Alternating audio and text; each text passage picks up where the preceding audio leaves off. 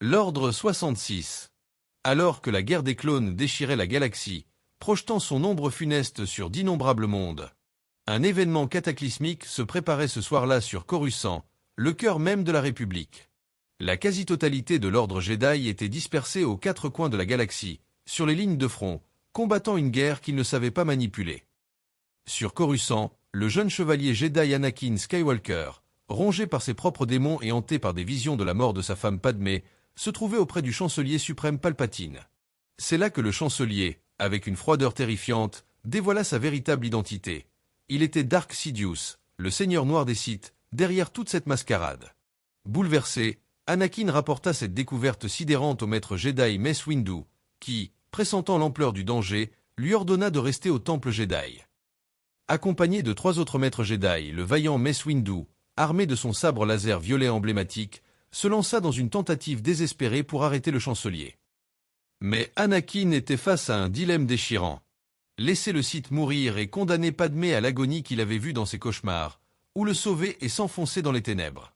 Aveuglé par la peur et son amour possessif, Anakin prit la décision fatale de sauver Palpatine. Il fit irruption dans le bureau du chancelier au moment où Mace Windu était sur le point de porter le coup de grâce. Dans un acte de trahison impensable, Anakin coupa le bras de Windu, laissant le maître Jedi sans défense face aux éclairs de force déchaînés de Palpatine, qui l'envoyèrent s'écraser dans les hauteurs de Coruscant. À cet instant précis, Anakin comprit l'horreur de ce qu'il venait de commettre. Incapable de faire machine arrière, le point de non-retour franchi, il embrassa le côté obscur de la force, ses yeux dorés trahissant son allégeance nouvelle. Il devint Dark Vador. Palpatine, désormais pleinement le seigneur Sith, demanda à son nouvel apprenti de frapper en premier le cœur de la résistance Jedi, le temple Jedi de Coruscant, avant de se rendre sur Mustafar pour éliminer les derniers chefs séparatistes. Ainsi, sous le regard glacial de Dark Vador, toute la 501e Légion de clones, ses fidèles soldats d'hier, marcha sur le temple Jedi.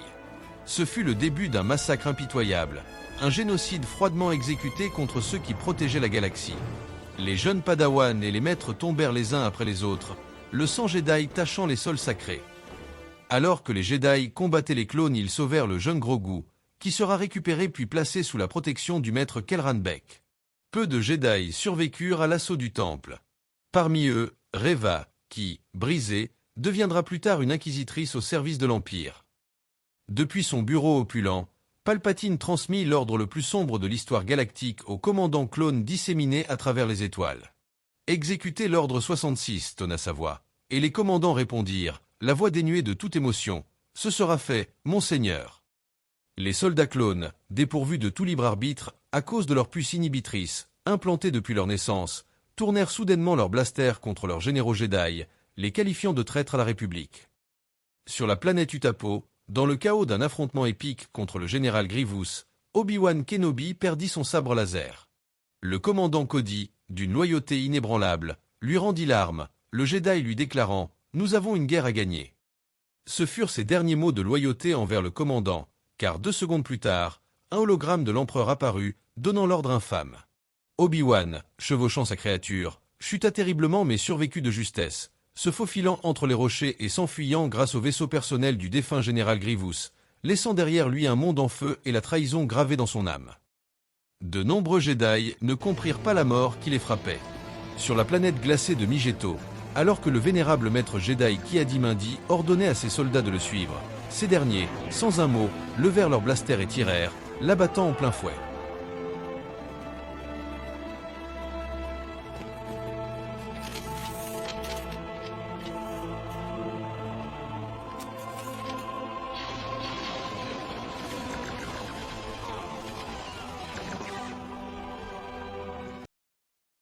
Au cœur de la jungle luxuriante de Felucia, la belle chevalier Jedi Ayla Secura fut impitoyablement abattue par sa propre section, le 212e bataillon.